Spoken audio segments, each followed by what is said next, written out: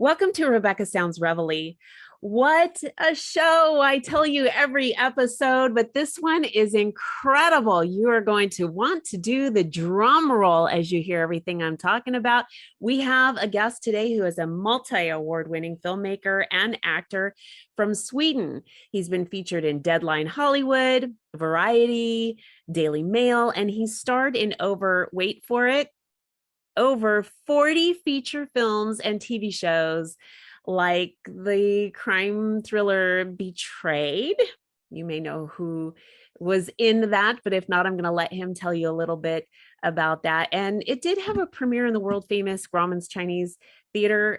Many of you know that now as TCL, but super exciting because it was its distribution was by Sony Pictures. But this is big and this is so much fun. But there's so much more because he's been featured in Variety twice. And I can't even begin to tell you some of the things that he's got going on now. And that's why he's here. He's going to share some incredible things that are going on. You may have, let me just throw out some things here and see if they ring bells with you. Kindergarten Cop, Black Hawk Down. How about Saved by the Bell? There's more. Major League. If any of these ring a bell for you, you're going to want to get to know our guest and hear what he's got going on now, and then stay with him because you're going to want to hear what is coming up. And there's so much more to all of the things that I want to share with you. But with me today is Harley Wallen. Welcome. Hey, thank you so much. I love being on.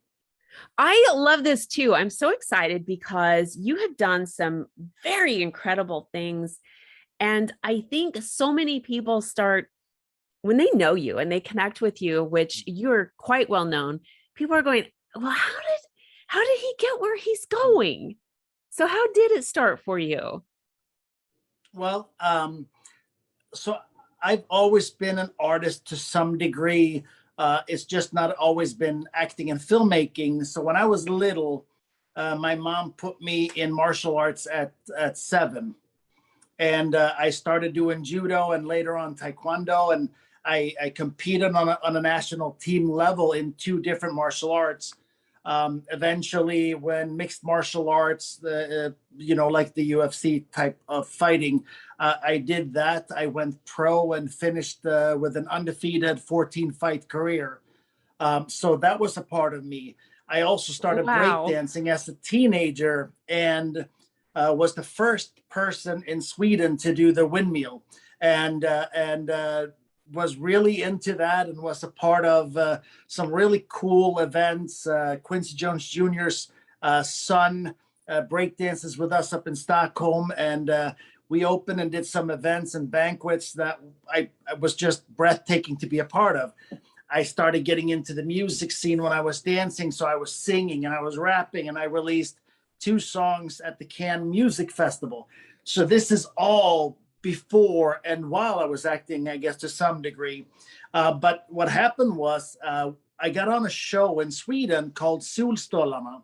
And I was there to be a background dancer. It was a cabaret style show. Oh my. Kind of like the Osmonds. And we were supposed to be there dancing because we had musical guests. We had Samantha Fox and some of the other Kylie Minogue and some pretty big guests.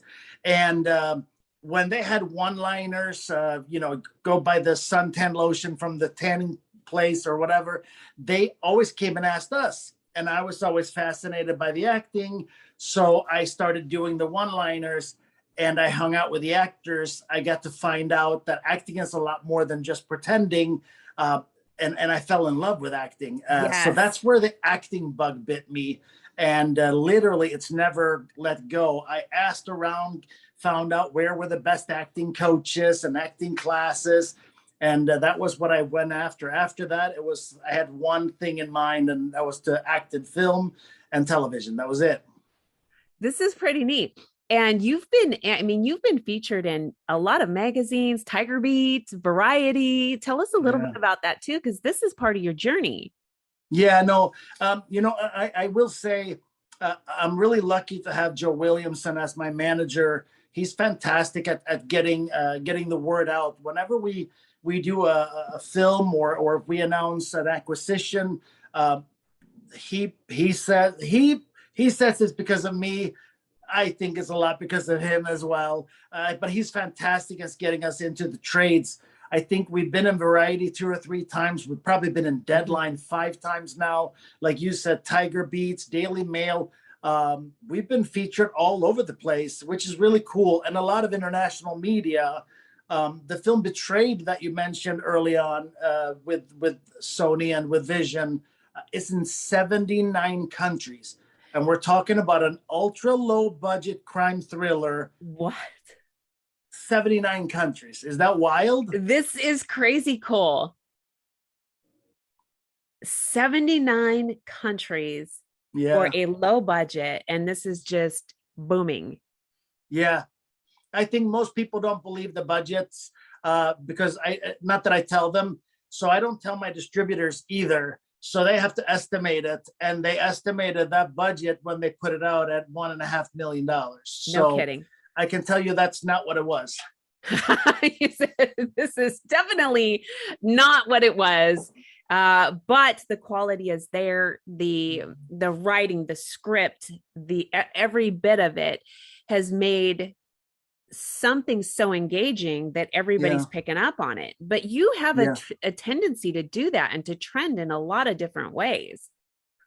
We've been fortunate. I think I really get the community aspect of film, and I bring on board good people, good humans that are trying to do good things. You can look at the films and you can say, oh, it's a crime thriller, it's a this, it's a that. But I love moral dilemmas. I love things where because it's so easy to say, oh, I would never kill anyone. Right. But nobody, rarely do we walk around as a good person and then kill somebody. It's usually something nips and nags at you, and eventually it wears you down, and then you do something that you thought you would never do. And I love presenting those moral dilemmas in my films.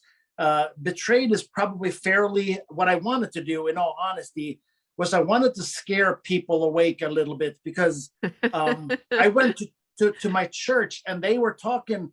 Michigan, which is where I live now, we're 5th worst in the country for human trafficking. And I was 5. Completely unaware. I didn't realize it was number 5. Myself, how can I do something here? Wow. I mean, that's a huge number. Number 5. I didn't realize it was number 5. I didn't realize that. And so, yeah, I mean, that's really a very interesting thing. And it's becoming, I don't know, where it's out there enough where people are starting to pay attention. Yeah. I love the fact that there's a movement. And I do think in most of the industrialized world, we do a good job at combating, not great, but you can see that people want to stand up to this form of injustice very clearly. But when I talk to friends of mine that are not from, maybe the most privileged countries, this is sadly way more common than any of us would like to even, think of. When you think about what it's like in developing countries, it's scary here. Imagine what it would be like if you were in a country that just didn't have the protections that we have here. Scary. Yes, very scary. It is. It is. And it's so important to know what's going on, because even though things aren't happening here per se, there are direct tie-ins to the other countries because of the way that the trade is in that industry. Yeah. And I don't say that in any form of trying to dismiss it by any means, but in that world, that's what it is a business. And they're looking at trade, international trade, and there's a lot of hiding going on for things to go, get swept under the rug, so people can't be found or found out, and both being found or found out. So it's really interesting. And I think that what is amazing is your focus You have Hmm. such focus on what you're doing. I just love it. Good. Yeah, it's really important to me, and there are a couple things that I like to do. I like to leave little Easter eggs in my films. So if you ever watch one of my films, there will be little Easter eggs from my other films. So if you're somebody who follows me, you will catch that a name of a character transfers over or is referred to from a different movie, or an item from one movie is brought back in another movie. We've had that quite a few times, and I enjoy that. And then the other thing that I really do is I like to pay homage to the people that paved the way for me. So my very first horror film, for example, I made was called Grauman's Gate. It's a demonic possession style horror thriller, and I really loved the Hitchcock era. I loved the Wes Craven era. I loved reading Stephen King and Dean Koontz as a kid, and as a teen. So I wanted to kind of pay my dues to those films and books that came before me and inspired me. And then we made one film that's due to come out, that's been on the film festival circuit now, called Ash and Bone. My second really coming with horror, because I wasn't a big fan of slashers unless they were smart and clever. Like I loved Nightmare on Elm Street because it was a different thing. So you got slasher plus supernatural and plus all these other things. Okay. But I made Ash and Bone because I remember seeing Texas Chainsaw Massacre and going, wow, that was different. That was really cool. Okay. And then right in that era, I watched some other films that had that same. The Hills Have Eyes, The House of Wax, and that was the Ash and Bonus and the breath of them. So it's always inspired from somewhere in real life, and usually I bounce it off my teammates and I get them excited about it. So everybody kind of gets behind it, and that helps move. That helps move a lot. It sure does. The more support that you get, and including from a fan base, it really takes on a life of its own after that. And the directions Yeah. sometimes can just really be eye-opening and awe. I mean, you're just in awe of what's happening and the way things trend. In fact, you have something that's been trending from Tubi and Plex. I'd like to hear a little bit about this. Okay, so let's start with Plex. Because that's the horror film we just talked about, Grauman's Gate. It's on Plex, and it's done really, really well. And it's a demonic, it's not a traditional possession film. I think my inspiration for when I wrote that film was a lot of different things, but I wanted, what I think is missed in a lot of horror films today is mystery. I think mystery is such a crucial piece because it makes you wonder. Yes. So I wanted people to wonder. So in our story, this demon can hop and temporarily possess. Oh. Yes. And it can even manifest as someone and not be them at all. Oh, that's very interesting. That takes a completely different twist here. Yeah, people said after the premiere screening, which was really because we did a couple of limited screenings before we released them, and then we went on the festival run. But people said the scariest thing about the film is that you never know, like who, like it could be anyone. Anyone could be the demon, and anyone could be out to kill you. And they said that it just makes a real severe paranoia when you watch it because you don't know who's after you. That, I mean, it's just creepy to hear about it. So Yeah. watching it is going to really get you, suck you in, because you're going to be so focused on the film that anything that's going on in your periphery is no longer there. You really can get tunnel vision in something like this because it's emotionally and mentally engaging. Yeah, for sure. Yeah, it's a good story because they're doing a seance to talk to, through a medium, wanted to talk to, people who've passed on. And the demon latches on to the father of the lead who was killed by him when he was a child as he tried to kill his mother. Oh, this is okay. What a really, you have to really wrap your head on this one and pay attention, Yeah, because otherwise you could yeah, miss how this really, oh, this is interesting. That's a twister. yeah. It is a twister. And I love that because most films, and I think there's a bit of a return now from watching some later stuff that they're starting to dare to be a little edgy and trust that you have an audience that can put a phone away and pay attention to the film. Because Yes, I've seen a yes. little bit more of it coming back, but for a long time, the films were so predictable. You knew exactly what was going to, 15 minutes in, you knew the whole film.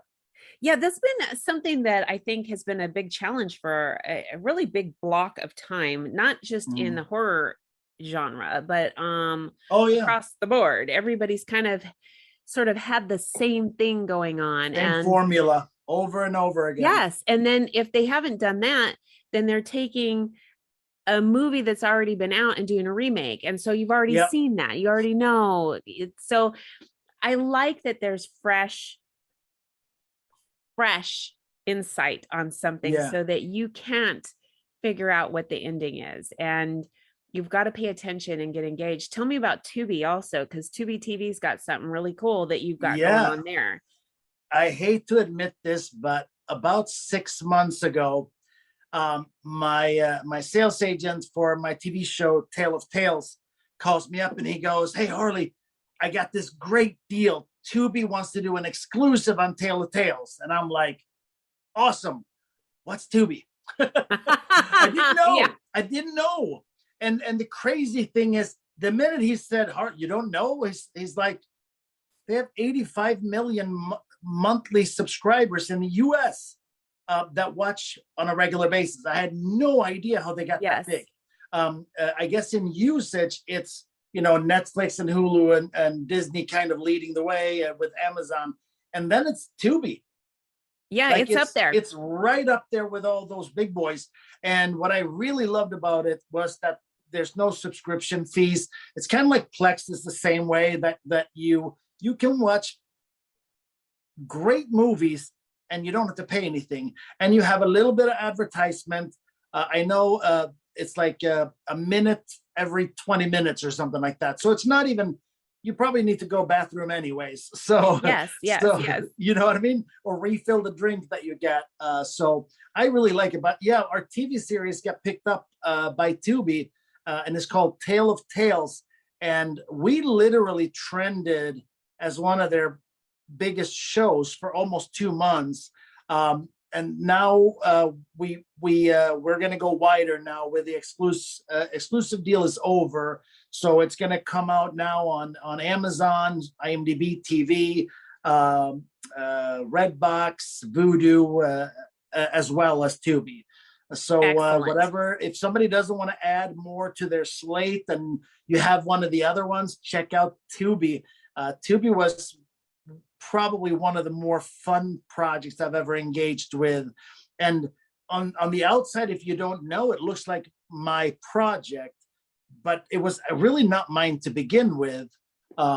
Just 2.5 months before we started filming, I was offered the lead role in it. And it's a story, if for anybody who hasn't watched it, the story takes place at a strip club, so it's a bit of a spicy show. Okay. It shows the kind of the dark underworld. The writer of the series, the original writer, has worked in strip clubs for like the last 10-15 years, while he's been an actor and a writer as well. So a lot of the stories are real stories where Oh, names wow. and stuff have been exchanged. But when I read the script the first time, even though I had accepted the role, I felt that it was potentially a little, it would almost glorify this strip club a little too much. So I Okay. wanted a little bit more give and take, because if we're going to show the dirty underbelly, then let's show the dirty underbelly. Let's be honest, let's be real, let's be raw. So I wanted to touch on a few other things. So I added some elements to this. setting is still the same for the majority of the show, but we started talking about what other elements would we want to see in a show like this? What would enhance this to its own audience? And then we essentially we rewrote the entire first season with that in mind. And Oh, I joined wow. the writing team, and then 2.5 months later we were filming, which is Oh, that was wild. like snap, snap. That was really Fastest we've fast. ever moved. We didn't even have a script. Uh, when like we literally when they came to me, they had a pilot written and that was it. And we adjusted probably half of the pilot because we altered the long term where the series is going. And then me and Steve, the secondary writers after Tevis, me and Steve sat down and wrote this whole thing in probably 3-4 weeks together. We worked night and day. We were bleeding out of the eyes, but we wanted it so bad. And we had enough people behind us to back us to make this series that we wanted to make sure it got done and got done right. And the result of that is now that it's just taking off. So you've got to be just overjoyed at what is happening as you're watching this unfold. Absolutely. I think with Tales, the cool thing is from what I learned, they said you don't get a whole lot of foreign sales on TV series unless they become hits here. So that's kind of what I expected. And I think we have 9 foreign deals already, and this is a 3-month-old series. So even though we've been successful and we know that it's done well on Tubi, we wouldn't have enough results to even show. But people are coming saying our audience would like this. So we sold to Sky Italia, which is essentially Comcast of Italy, sold to Sky France, sold to Spain. It's been just really, Europe especially has gone pretty, but I kind of knew that the Mediterranean countries and the spicy content like this, I knew that would probably work. That's really exciting. Now, do you have some other projects on the horizon, or is it too hush hush right now to tell? So we have Ash and Bone, which is at the tail end now of its festival run, and Ash and Bone is it's the best work I have ever done, without a doubt. I think each project we take a step. Every now and then we'd make a jump. Like for Betrayed, we made a jump. For Ash and Bone, we made a jump. And that content is pretty amazing. I had the pleasure to go down to Fright Fest in Kentucky and watch it with the live audience. Ooh. And nobody knew who we were because they didn't announce us before. So we watched this whole movie with a room full of people, and everybody stayed. Nobody walked out the entire film. And that's normally how you know if you have people wandering out, or if they can take a bathroom break, or if they hop on their phones. I didn't see anyone that ventured away from the film the entire time, and that was pretty special. And then when we went out and talked, I heard people talking about our film, telling other people when it comes out, you have to check it out. This is really exciting. There is just so much fun things going on, and you have just really stayed very busy and active and immersed yourself in what you love. And I want to share that with the audience because it's so important. Follow the things that you like to do. I mean, if there was a passion that you had while you were along, follow it, pursue it, because it really can take you places and open up avenues of opportunity that you had no idea were going to be there. And then the result of it even can blow your mind. Like you're just sitting here going, wow, look at what's happening. Yeah, it's amazing. But you're absolutely right. I think a lot of people never let go of their everyday life and take these chances because they're afraid. But the way I look at it is that you will. It's almost like the lottery. You have no chance of winning unless you play. The difference is with a lottery, you can't bet on yourself. That's one of my favorite things. about me is that I love betting on myself because I know my own work ethics. Mm-hmm. I know my energy level. I know my drive. I know my commitment. I know I control all those things. So I'm very confident in betting on myself. I've said this a million times, but we invest in our own films. And so when the money comes in from one film, it goes into the next. And it's like a cycle that's always moving. And we get new investors coming in, but generally it's the same people that first started, and few people getting added each film. And we're a monster now because we have so many people behind us that believe in us. But it starts with the one thing that we control, and that is I believe in myself enough to do it, and two, I will remain a student always, I no love matter that. no matter if I'm a professor to some. I am still a student. I still, every time we shoot a new film, I just got a script for a new story. We just shot a vampire movie this summer. So all these things. But what I do when I get the script from my writers, I sit down and I imagine it. I imagine the whole thing as if I was seeing a movie that I made in my mind. And then I say, how can I create this? So I go to my director of photography, Alex Gasparetto, and I go, Alex, so I want this shot up there and we're going to be on a crane. And he goes, we don't have a crane. I'm like, we're going to get a crane. And I want this 20-foot dolly. And he goes, well, our dolly is only 12 feet. I'm like, we're going to get 20-foot dollies. I don't care. We're just going to do it because that's how the film screams at me and says, make me this way. I love it. I want to be a slave to that. And I go on rocketjump.com and I go and check out if I'm going to shoot a scene that's complex, or if I'm trying to evoke an emotion in a scene with a specific shot. I go look it up. So I'm always studying, always learning, always growing. And if you have the attitude that you can do, you will do.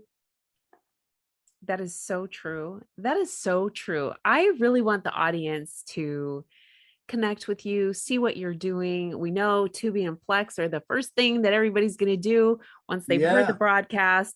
And I hope they continue on. I'd like them to connect with you on a number of different levels. So can you share with the audience where you'd like them to go and connect with you? Well, first things first, we will very soon begin the funding of the best script I have ever read. My writer, Brett Miller, who wrote Ash and Bone, and he wrote Beneath Us All, the vampire movie was shot this summer. He wrote a new script that absolutely, like, normally I'm a bit of a pain because I really have visions. And when I read things, I need and ask for things because I want it to be amazing. And I read the first draft and I go, holy smokes. I don't even know what kind of notes I have. This literally blew my mind just reading it. So we're going to be in the funding stages of that. And it is easier on the independent level to jump on board and become a part of this is a lot easier than people think. So people can definitely reach out in regards to that. But I am on Facebook and Instagram and Twitter. I am not awesome at Twitter. I'm trying to become better. It's not conversational, and I'm a conversational guy. But on Instagram and on Facebook, I'm very active, and it's very easy to get a hold of me. So look up Harley Wallen. I think it's on Instagram. I think it's the Harley Wallen. So those places you can always hang with me. My films we talked about Plex and we talked about Tubi. A lot of them are also on Vudu. So that's another place that you can see a lot of content that and Amazon still has a bunch of my films as well. So I'm kind of all over, but there's so many ways to connect. And I'll say this too. I don't take any of this for granted. I don't take for granted that you wanted to do an interview with me because that to me is awesome. The fact that you care enough about other people and what's going on in their lives, it's beautiful. And same thing with the viewers watching one of my films. There's enough $20 to $100 million movies made every 15 minutes that you really would never have to watch one of mine, but people choose to watch it. And I hope it gives them a good ride, but I don't take any of them for granted. My goal is to take, a couple $100,000, make a movie and make everybody think that it was a $10 million movie. That's kind of what I want to do. I love it. I want to bring my little village together, and I want to create amazing content, and I want as many people as possible along for the ride. I love that. And I thank you so much for such kind words. I've got to tell you, I know the audience is really, if they haven't already connected, and I know that most of them probably already have, I really want them to do that, because your vision is something that I think is an inspiration for them as well. And I they're hope going to so. learn a lot as you go. And it's the growth for everybody all the way around is fantastic. I want to thank you so much for spending a little time with us to get to know you a little bit, hear about your journey and all the things that you have coming up. And I really do appreciate you. Thank you. It was a great time, Rebecca. I'm happy you had me on. And I'm going to have you back. Please do. Yes, you've got more stuff coming up, and we definitely want to keep abreast of everything. So thank For you. sure. Thank you. And I want to thank all of you for tuning into another episode of Rebecca Sounds Reveille. I just so enjoy having you tune in and connect with all of the wonderful guests today. I think that there was so much value in the things that Harley shared with you. And not only are you going to get that from today's show, but watching his films is going to give you some inspiration of your own. Allow it to go in, you go internal and think about your own goals and dreams and see that they are achievable, and you get to have some enjoyment while you're doing that. I ask that you use that little button to get this out to everybody that you know on social media, your friends, your family, your loved ones, and everybody that you don't. Thanks for tuning in.